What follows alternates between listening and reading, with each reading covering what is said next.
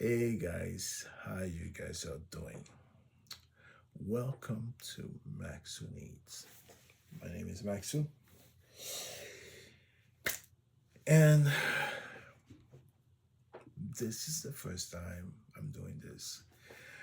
Um, at first, I just wanted to thank all my subscribers. You guys are awesome. I appreciate you all. Now, I don't have a lot of time because I'm going to Germany tomorrow. So I need to do this review now before I do anything, before I go. Uh, this movie is okay. First of all, I just want to say before I do this review, um, this is very testing ground for me. I never do live. This is the first time I'm doing it with my face. I don't know how to really process and proceed forward with this. This is very new territory for me because I'm more the guy behind the camera. I like the director role because I'm not in front of the camera, I'm behind the camera, and I feel more comfortable like that.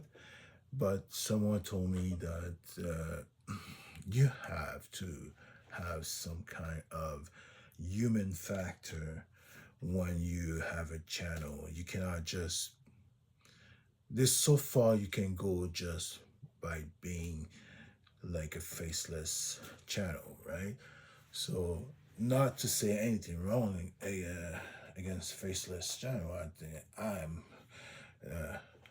until today, I think was pretty much a faceless channel.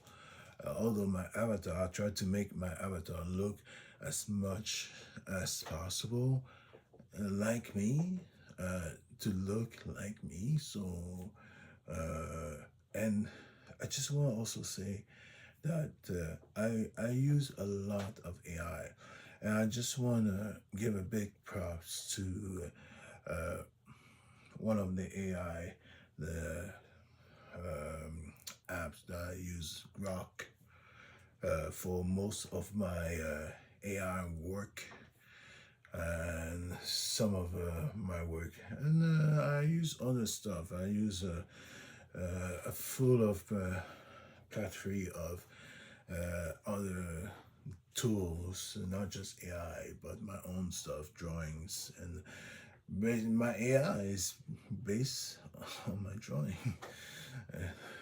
This AI is in the.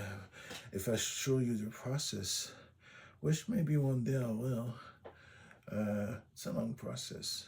The drawing and then the the tries and then the Photoshop and then yeah,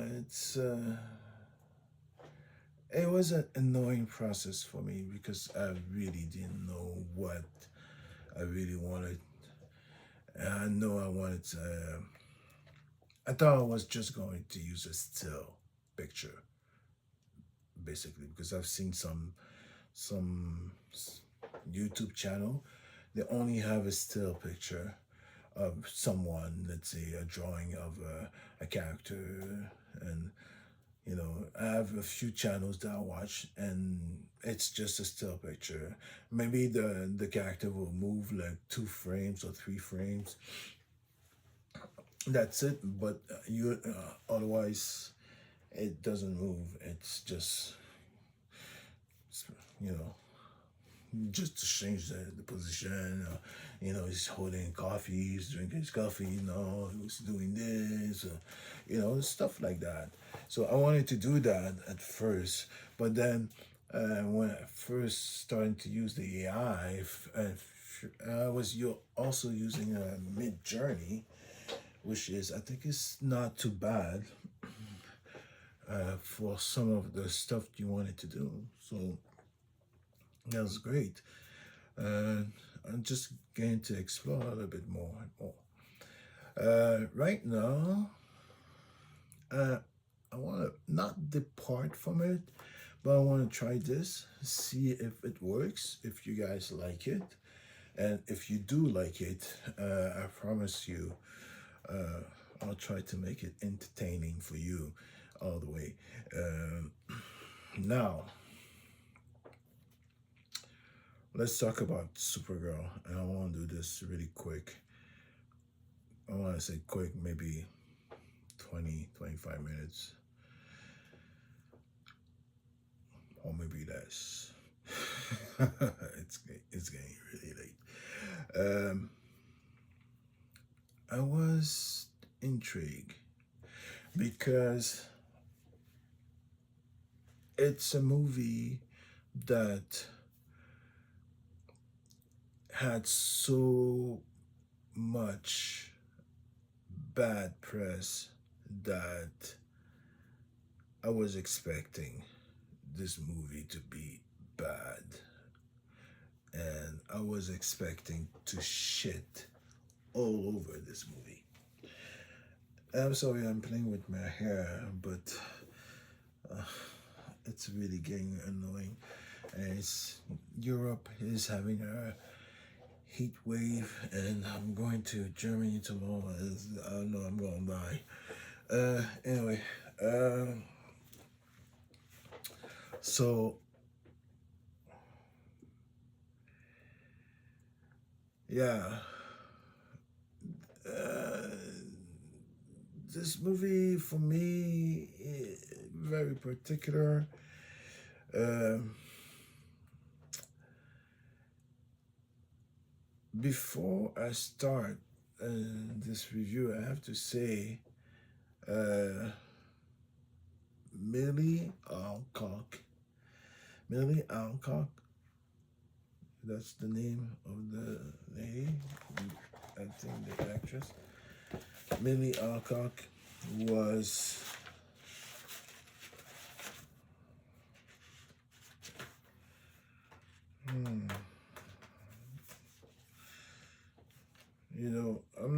I'm gonna show you.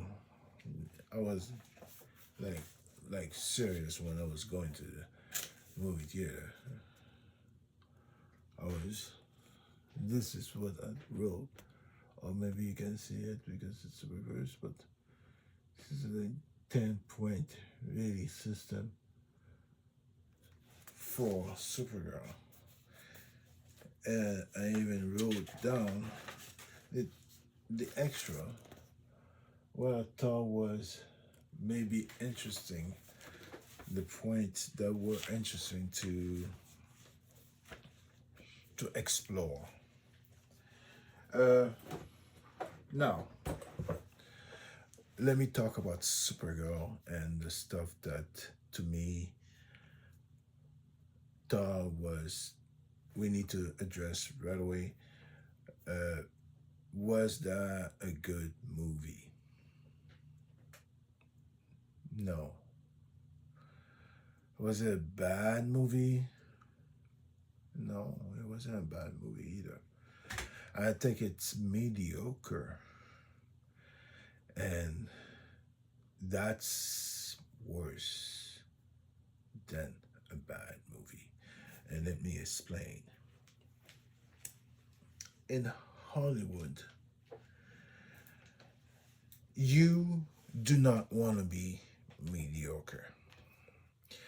And the reason why you don't want to be mediocre is because mediocre equals forgivable. Forgettable. People want to remember you after a couple of weeks. Or people won't even remember if 2 days after I ask you what was what, what was the greatest thing in that movie? What was the element that you remember that was memorable, you won't even remember because, you know, it's not memorable. There's nothing memorable about it. It's a movie that you watch, and then after you watch a couple hours, it's like nothing happened. It's like you never watch a movie. People ask you, what was the plot? I know. Plot? What plot? Who? Who won? Oh, she won. Why? Uh, well, did she get the antidote? Yeah. She killed the guy anyway? Yeah. Why? Because the guy shot the dog. But the dog is okay now. Yeah. And okay. And okay, so she killed him. How she killed him? Oh, she stabbed him. What do you mean she stabbed him? Yeah. I thought he was like strong. He looked like he could be so strong. I saw him. The tank fell on him and he held it with one arm. Was he not strong? Yeah, but you know, you could still stab him, even though he looks like super, super strong. But even a little girl could stab him. He will die.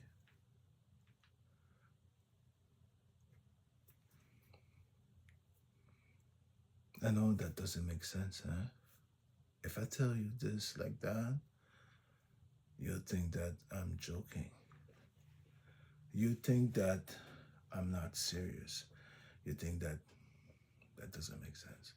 And it kind is, all those things are true. It doesn't make sense. And that's the reason why this movie is not good. DC, and that's my own opinion, okay? Don't want to generalize. I don't want to confirm or tell everybody that, yeah, that's what it is. Uh, DC has a real problem with finding decent villain. I'm not even talking about super villain. I'm just talking about villain.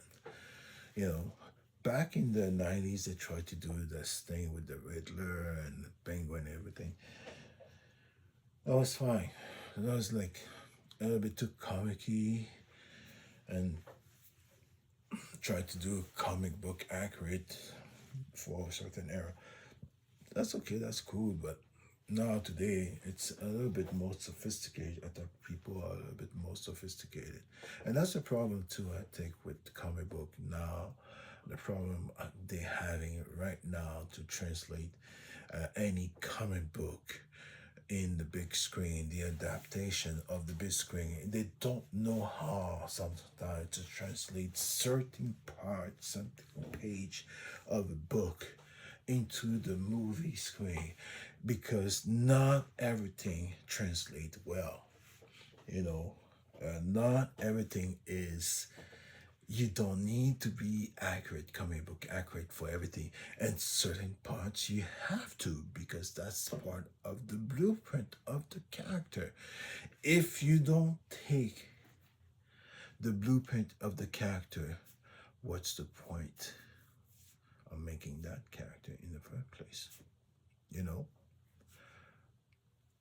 So I think that's the problem. This movie is, you don't know what's going on. And I'll tell you something. Me, I don't mind that she's going through trauma. Trauma after what happened to her. She had to leave, and everybody she knew was going to die. Her mom died. Her dad was like afflicted by this disease due to the kryptonite that was found in the bedrock and everything, and that's what's contaminating everything, and they were just dying and poisoning, and everybody was doomed basically. tragic. That moment to me was the highlight of this movie.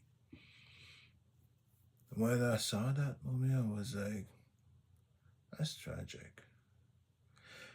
And not just that's tragic, like tragic. That's tragic when you can relate to something like that. You know, I lost a friend when I was very young, and she was 14 years old when she lost her life. I was 16 years old. I knew her for a long time, and she had cancer or something like that, and it was very aggressive. She went for treatment and it didn't work. She was dead 3 months after.